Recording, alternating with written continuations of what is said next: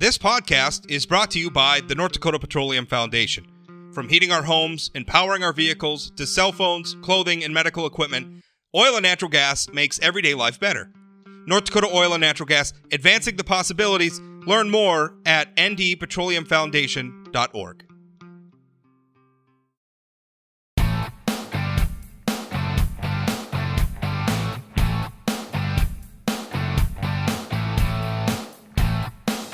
Welcome to Plain Talk Live. I am your host, Rob Port. You know, we have a big debate going on in this country about a lot of things. We're debating everything in this country. It's a democracy. Why wouldn't we be? No, we're debating wind power. And, you know, I think it's unfortunate sometimes because, you know, people form into camps around this issue. And it's like, well, I'm a certain political persuasion, or I'm from a certain part of the country, therefore I have to be for renewables, or I'm from another part of the country and I'm conservative, so I have to be for coal or something. And I think that's unfortunate because this shouldn't be part of the culture war.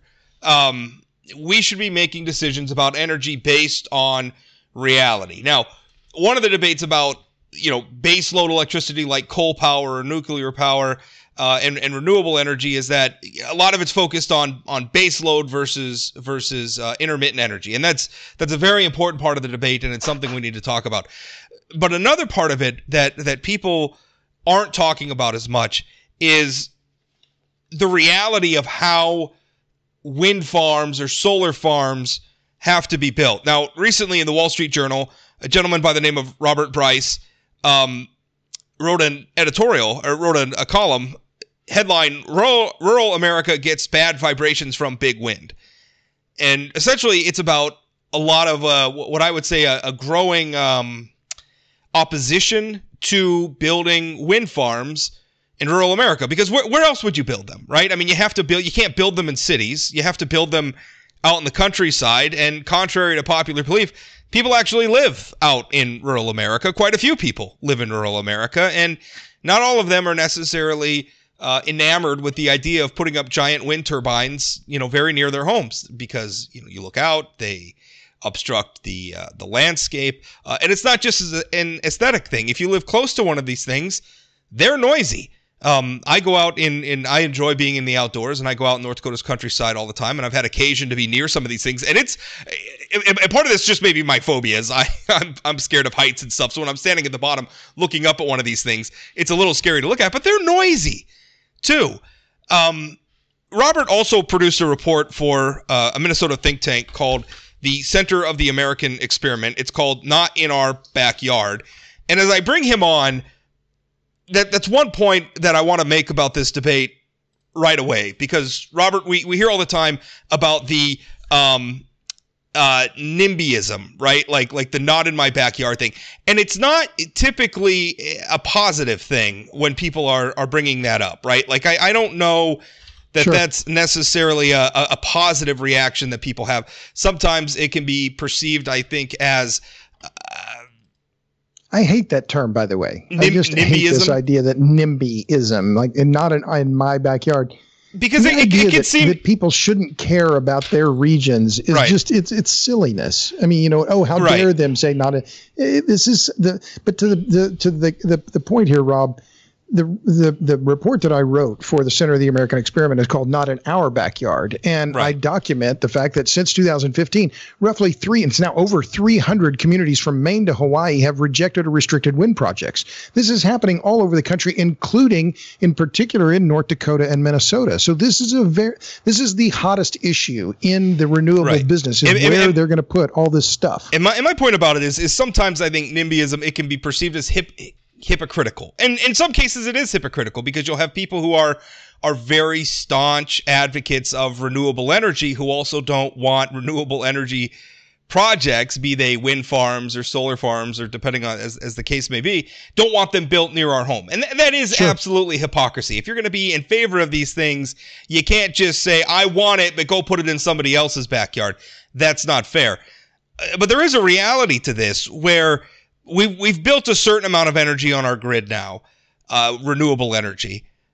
To get to what some of the goals that people are talking about, and I was reading through your report here, and some of the goals, for instance, the Green New Deal, introduced in 2019, set a goal of 2030 to have every mobilize, I'm quoting now, this is from the plan, mobilize every aspect of American society to 100% clean and renewable energy by 2030. You're talking about Jennifer Granholm, our energy secretary under President Joe Biden, speaking in March. She said, I quote, "We have to add hundreds of gigawatts to the grid," talking about renewable energy, hundreds of gigawatts to the grid over the next 4 years. It's a huge amount, and there's so little time. Now, I think you and I, what your argument, how I take it, not in our backyard, is it's not NIMBYism per se. It's just a practical reality. Where are we going to put this stuff? Because to have that much energy, you have to have wind, not just wind turbines, right? We're not just talking about wind farms, but every wind farm also has to be serviced by transmission lines, too, that run out to it. If you build a coal plant, you have a singular facility that's sitting in one place that's going to have transmission lines running to it. But it's sitting in one place, and it's powering all sorts of homes and businesses from that one place. Wind farms are dispersed. They're all over the place. And to serve, you have to build spider webs of transitions. So when I read this, I mean, my first reaction when somebody says, well, they're making a NIMBY argument and not in my backyard argument, my initial reaction is negative. But when I read deeper in what you were arguing here, this is something we have to grapple with. This is reality. This is the binding constraint, and I like that phrase, the binding constraint on the expansion of wind and solar in the United States. It's the binding constraint in Western Europe. It's the binding constraint all over the world. The fundamental problem, and I've been following this, I've been reporting on the wind energy business for more than a decade. The wind energy sector, they don't like me because I'm pointing out all these problems, and I'm only doing it because I've been in rural America. I've talked to these people. I've talked to small town mayors and supervisors and individual landowners, many of whom have moved, some of whom have moved out of their homes because of the noise issue. And this, there's this branding. And Rob, let's cut to the chase here. What's happened? You have 70% of Americans say they want more wind energy, 80% want more solar, but they're not the ones that have to live next to these projects. And therein lies the big divide in America. It's an urban-rural divide. It's a class divide. But when it comes to the land use issue, this is the key constraint on this, this fanciful expansion, massive expansion of wind and solar that some of the top academic, institutions in America, Cal Berkeley, Stanford, Princeton, saying, oh, yeah, we can just put it all out there, in flyover country. Well, they don't live out there. And after talking and over many years to people who live out in rural America, including in California and New York, they're saying, no, we don't want these projects here. It's going to reduce our values of our homes. It's going to ruin our view sheds. And we're concerned, and rightly so, about the noise pollution problem, because the noise pollution problem with the wind industry is one issue that they don't want to talk about, but it is a real and serious problem. One thing that again, I'm reading from your report for the Center for the American Experiment. This is another citation that kind of blows my mind. It says, according to the National Renewable Energy Laboratory, converting the domestic electric grid to run on renewables will require roughly doubling the amount of high voltage transmission capacity in the U.S. Now, you go on to cite, at present, the U.S. has about 240,000 miles of high voltage transmission. So that's about 250,000 miles. Therefore, renewables conversion means adding enough high voltage transmission lines to circle the Earth about 10 times. So to do that, and it's just not going to happen, Rob. I mean, people all across the country are rejecting these high voltage transmission lines. Look at Missouri. Just in the Missouri legislature, the Missouri House passed a bill. It didn't pass the Senate. It wasn't signed into law, but they passed a bill prohibiting eminent domain for private high voltage transmission projects. This project has been held up in Missouri for 10 years. In Iowa, in 2017, the legislature there passed a ban on eminent domain for high voltage transmission projects. State of Arkansas, similar. This idea that we're going to build tens of thousands or hundreds of thousands of miles of new high voltage transmission, again, it is remarkable to me. And I've been in journalism for 30 years. How uninformed the academics and the journalists who report on this are. We just need to build more high voltage transmission. I'm thinking, you think? You can't build a gas pipeline. Look at Dakota Access or a Keystone XL. You can't build a pipeline underground. You think you're going to put it 200 feet in the air? No, you're not. I think we're part of the attitude. We had a big debate here in North Dakota in our legislature, and it was sort of pitted the tourism or recreation industry against the agriculture folks, the ranchers, the farmers, the people who own all that land out in the rural countryside. And it was over access, because in North Dakota, unless a landowner goes out and specifically posts their land, like they have to put up no trespassing or no hunting signs or whatever, it's presumed that you have access to that land. And during that debate, what was revealed is an attitude where I think a lot of people forget that all that land that they're driving through when they're going from here to there, and they're seeing cows and they're seeing crops, that somebody owns that. And in most cases, not only do they own it, that land is their livelihood. Like exactly. It's how they feed their children. It's how they put a roof over their heads. It's how they pay their bills. And so this idea that we're just going to build all these wind turbines, and they just forget that person who owns the land and has to live next to the wind turbines. It's exactly. like they're just forgotten about them. Like, well, that person will just say yes. Like, we'll just do whatever. And there's also another historical context, like building transmission lines has always been controversial. That's not a new thing. In fact, when they were building Coal Creek Station here in North Dakota back in, the 1970s, Coal Creek Station actually serves Minnesota. It's North Dakota's largest coal-fired power plant. It's Great River Energy announced that it was going to be closed, but now we're waiting. It sounds like there's a buyer for it that's going to continue to operate. Anyway, that's a whole other topic. But while they were building it, they built a transmission line across North Dakota to Minnesota. And if you go back and look up news reports at the time, the farmers were ticked about it. They were having these high power transmission lines. They didn't like it. I think it's and I'm not endorsing this. This is not appropriate behavior, but in some instances they were going out and they were like tipping over the towers before they had the lines on them. And that was a big deal. That was hard. So building this, it is a difficult thing to get the permissions and to get everybody to go along with building this sort of infrastructure. It's hard. We see it with pipelines. We see it with transmission lines. We see it with all of it. It's always hard.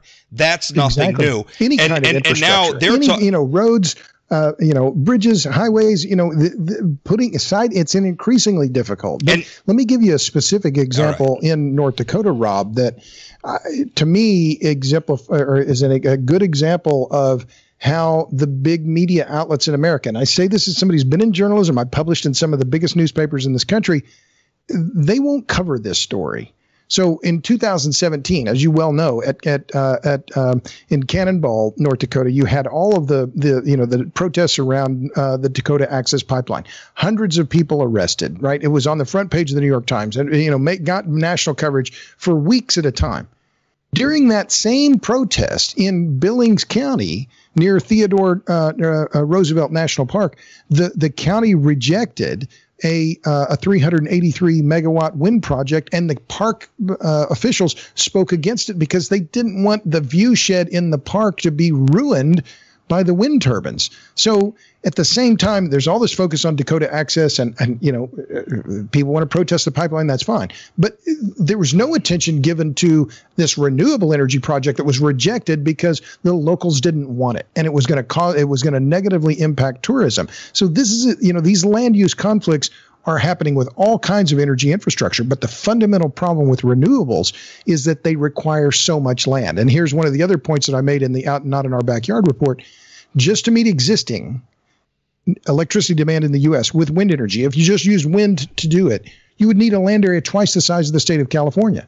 900,000 square kilometers. Why is that relevant? Because you can't build wind in California because it's so unpopular. You can't build it in New York either. Some of the states, these are issues happening in states all across the country. Some of the states you named in your report, like Vermont, California, which you just mentioned,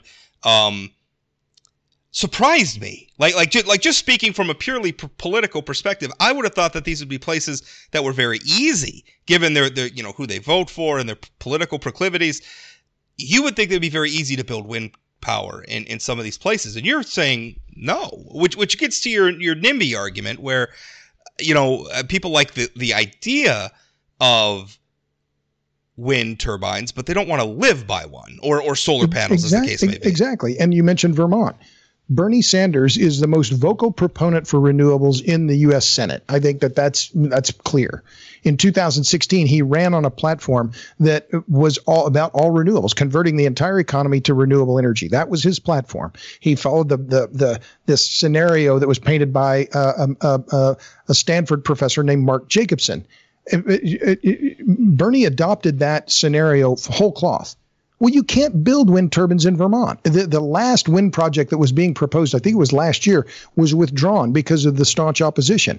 So this idea, well, where does Bernie think he's going to put all these wind turbines? Oh, somewhere else, right? Not in his state. Oh, some other state. Well, where is that exactly? The same thing is happening in New York. Some of the most democratic states in the country are where the wind energy is facing the fiercest opposition. And isn't that cute? I mean, that, in New York, where rural residents tend to be Republicans, the state is dominated by Democrats. And in fact, in New York, the wind energy is so unpopular, the state has passed a measure that will effectively allow the state to override local community regulations that are opposed to wind and solar because they're saying climate change trumps everything. I mean, this is getting to the point where the state is saying, oh no, eminent domain, King's X, carbon credit, carbon is the more important than local land rights and local regulation. It's truly remarkable. I mean, it's somebody who is a proponent of building pipelines, because I think we should build oil pipelines. I think a lot of the controversy around them is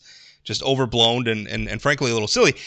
But I don't want to start trumping local governments. I mean, that regulatory process around building a pipeline is an example, and it's largely the same for transmission lines or whatever, insofar as you have to get, if you're crossing state lines, you have to have federal, approval, you have to have state level approval, and then a lot of times you have to go to counties and cities and townships and everything and get their approval. You have to negotiate with the landowners, and that's hard. It's an arduous process. But you know what?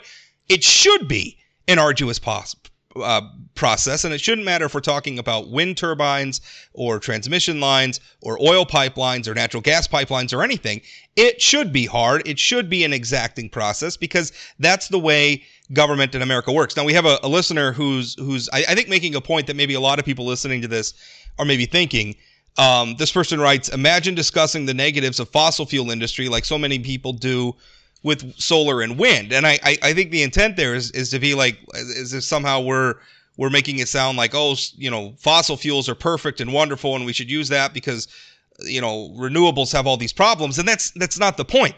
The point is, if we want to use renewables, these are very real problems that you have to address. Like there's nothing more fundamental than where do you put the wind turbines? My point is there's no such thing as a free lunch in the energy business, the power business, anywhere else. There's no such thing as a free lunch. Every source of energy and power production has downsides. But the reason I wrote this report and the reason I'm so passionate about it is that it's not getting any of the attention that's being focused on all the hydrocarbon projects. There's, Dakota Access, the Keystone XL, all, those projects get, they get all kinds of media coverage. Did you know, Rob, and just a quick question. Did you know 200 people were arrested on the island of Oahu in late 2019 protesting a wind project? No, I hadn't heard that at all. Gee, this is remarkable. 200 people, the largest act of civil disobedience against a renewable energy project likely in American history.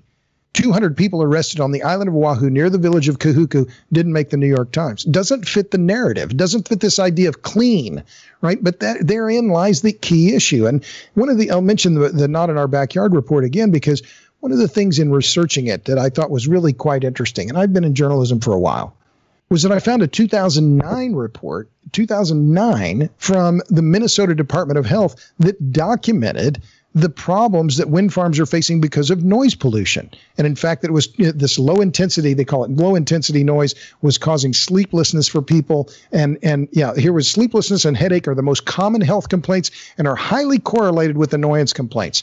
So this issue of this problem of noise pollution from big wind has been known for more than a decade, and yet they've been able to bury it because, this social marketing and, frankly, tens of billions of dollars in subsidies from the federal government. One, if people who are watching this, listening to this on YouTube, I've included links to Robert's report, Not in Our Backyard, on the Center of the American Experiment website. I also included a link to his recent column in the Wall Street Journal about it. So be sure to check those out. And I think what has always bothered me, because I'm not against wind power per se. I think it has a place. I think it's a technology that can be improved. I think it has a future. What worries me is that we're building too much, too fast, because we're pursuing artificial, and when I say artificial incentives, I mean incentives that are not market driven or demand driven, but rather politically driven. And so we're pursuing these incentives like massive subsidies. Like I think a lot of the rush to build wind power and solar panel power is that there's wind power in particular is that there's tax credits for them. And those tax credits are, they magically, they're supposed to have gone away a long time ago. They magically get renewed at the end of every year. And so I think there's a land rush to build it. And that's not, when that's happening, that's not about reality. That's not America needs wind power because it works. That's these companies need to build a bunch of wind power because they're going to get paid.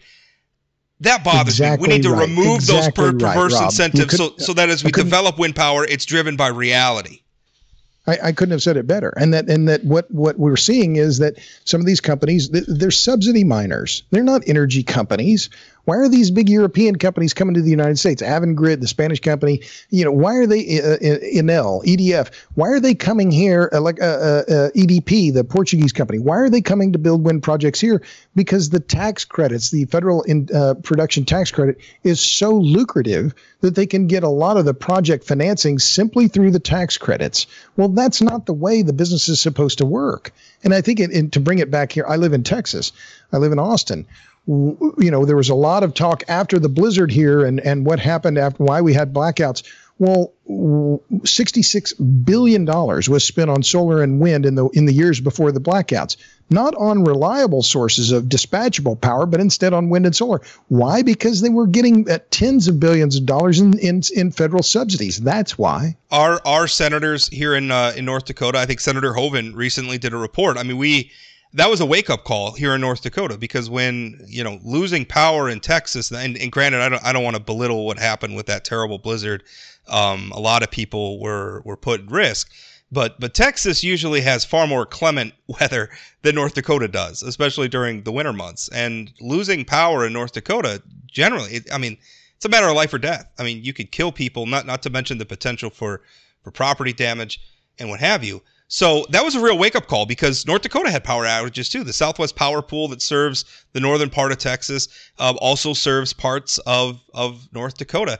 And the thing about it is this wasn't a one-off event. We have been very close to this happening before, both with SPP and the Meso Power Grid. And again, speaking about Senator Hoeven, he was talking about something like 30 times in the last several years that we have been at sort of like a condition red, where they were going to run out of power. It's happening all the time where the power grids, because maybe of some weather phenomena, maybe it's really hot or really cold, and they're having to borrow energy from other power grids. And increasingly, this is becoming the norm, and I guess we're just supposed to accept it, except if we're going to live in a society where our not only our safety, but our economic prosperity hinges on reliable and affordable power, we are pushing ourselves in a direction that is away from reliability at the very least, if not also affordability.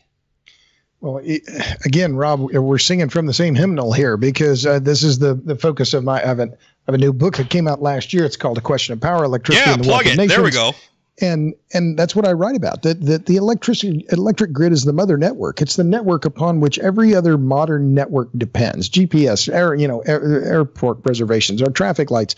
We think about it when we take for granted the reliability of the electric grid, when actually it is a very fragile network that runs on very narrow tolerances. And that's what is clear to me in the wake of this disaster here in Texas, is that the politicians didn't understand the nature of what electricity is. They thought, we'll sell it like a commodity, like pork bellies or tortillas or hamburger. No. No, this is a critical service. And if you lose it, and the Texas grid came so close to total collapse and yet the legislature didn't really dig down in this legislative session that just ended to really address the issue of reliability. And so I'm exactly on the same page with you that adding all this intermittent renewables does not help the reliability and resilience of the grid. you're at the end of your paper for the Center of the American Experiment. And again, those who want to read it, I have it linked in the YouTube description. I have it linked if you're watching on Inforum.com or the Grand Forks Herald or what have you. The links are in the article below the video that you're watching. You have some recommendations, and one is we talked about it a little bit is to get rid of some of the tax credits that are I feel like distorting it, because the natural flow of the market has natural indicators to tell you, hey, you're building too much of this, or hey, slow down, right? We have price signals, we have cost signals, and when the market obeys those things, generally things find their own workable equilibrium. Getting rid of those is one thing, but what are some of the other recommendations that you have for how we can move forward and not ban wind power or solar power? Again, nobody's talking about that, but how do we work and develop these things responsibly? Well, I think one of them is, and we've talked about that already, is that local communities have to be respected. I mean, their views, their regulations, this idea as what's happening in New York is that, we're just going to run over these local communities. No. No, they have a right to regulate their land use in their jurisdictions. And the idea that, they shouldn't be allowed to because climate change trumps everything else. No, that's exactly wrong. I think that, I'll come back to an issue that I've been writing about now for more than a decade. If we're serious about reducing CO2 emissions, we're not going to get there with renewables, full stop. This idea of the all renewable delusion has been promoted by the Sierra Club, Natural Resources Defense Council, some of these biggest academic institutions in America. It's a delusion. It's a mirage. It's a joke, in fact, is what it is.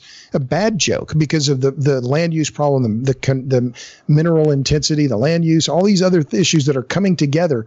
But if we're serious about CO2 emissions, we need to get serious about nuclear energy. And unfortunately, we're not.